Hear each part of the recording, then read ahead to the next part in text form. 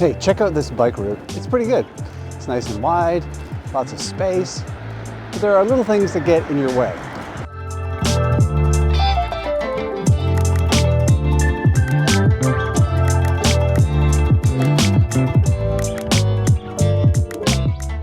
And there's a new idea to turn this route into a cycling superhighway. But there's a problem. Some people say this idea is outdated already. So is the idea of a cycling superhighway dead before it's even been built? Hey everybody, I'm Tom, and this is Shifter, a channel about urban cycling, bike commuting, and the ways we get around our cities. If you like this video, please consider subscribing, and if it's really good, then maybe hit that super thanks button. A big thanks going out for today's video to UMX, or Urban Mobility Explained, powered by EIT Urban Mobility. This is a great YouTube channel that offers inspiration and education from cities all over the world about how cities are improving transportation. It's all about innovation and sustainability and great new ideas and best practices, and I get a lot of inspiration from it. In fact, it inspired today's video. More than that, they are a sponsor of today's video, so please, if you like this channel, I'm sure you're gonna love their content as well, so check out the link in the description down below. So I'm in Vancouver today, and this is the Central Valley Greenway, a 25-kilometer pedestrian cyclist route that goes from Vancouver out to some of the suburbs. And it's a quiet Sunday morning here, but this is a heavy commuter route during the week used by a lot of cyclists. And that's why a Vancouver bike advocacy group called The Hub recently released a report identifying this and a number of other routes as potential future cycling superhighways. The idea basically is to take this route and really transform it into a highway for bikes. So what is a cycling superhighway? Well, it's not exactly a cryptic name. Here's how Hub describes them.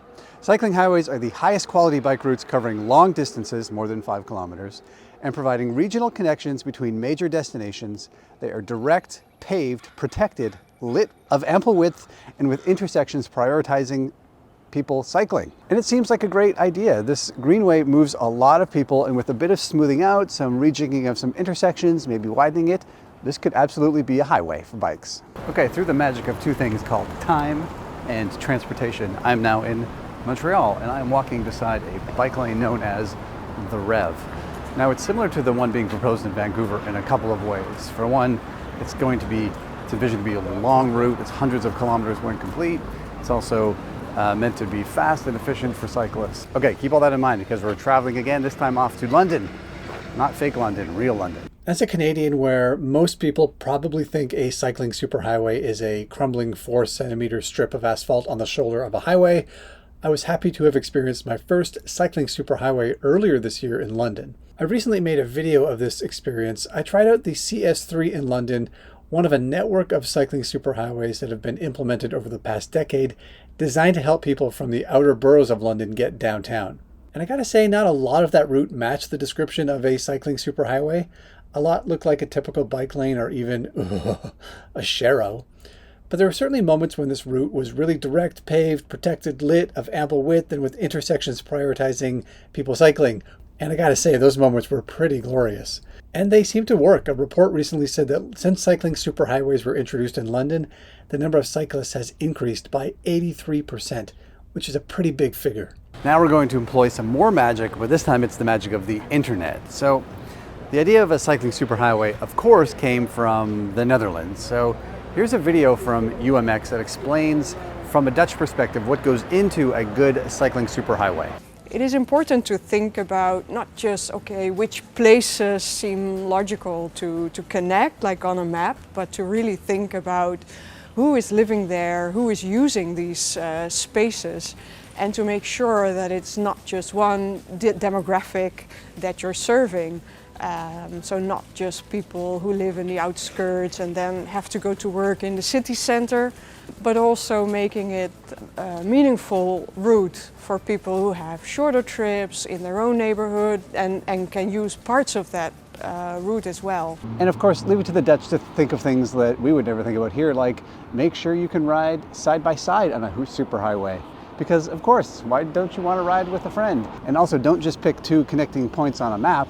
Look for places that are beautiful, places that cyclists want to go, places that cyclists need to go. These are the things that make up a good cycling superhighway. But there's a problem, because of course there's a problem.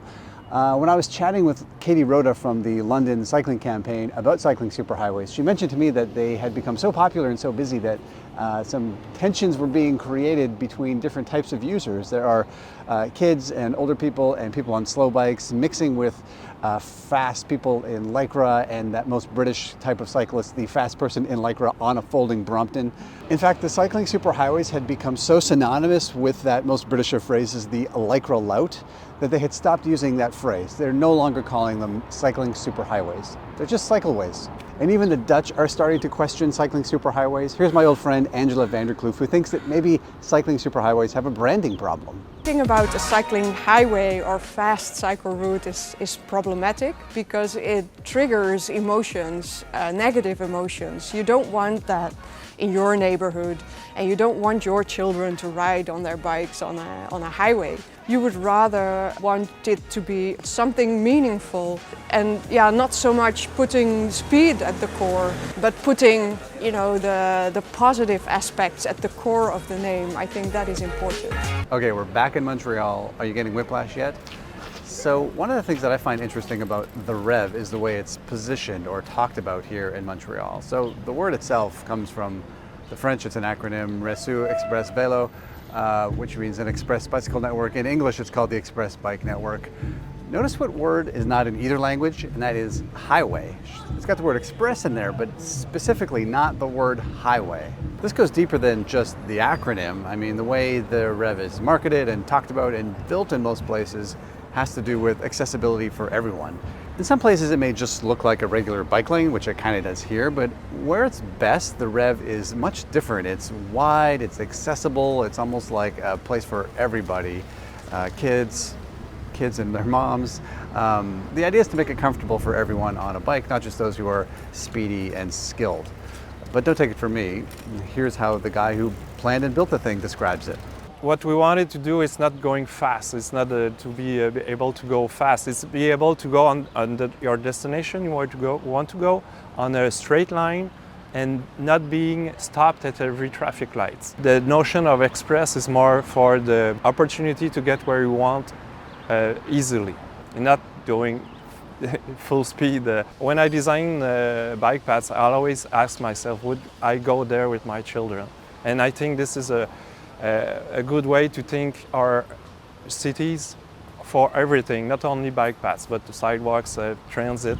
If you feel safe for your children, it's a safe city and you can enjoy it. So as Vancouver thinks about this idea, it's probably a good idea for them to be pretty thoughtful about what they're actually going to be building here. Yes, I think Angela's right. Part of this is a branding problem. The word highway has negative connotations. I mean, I don't want to ride on a highway, do you? And this has been recognized in London too. They don't call them cycling superhighways anymore, they just call them cycleways. But it's not just about the name. For a good brand to be effective, the words you use and the way you talk about it has to match reality. I mean, do we want long routes for cyclists? Yes. Do we want prioritized routes for cyclists? Yes. Do we want good intersections and safe routes? Absolutely. But do we want those routes only for aggressive, fast, confident cyclists, or do we want them for everyone?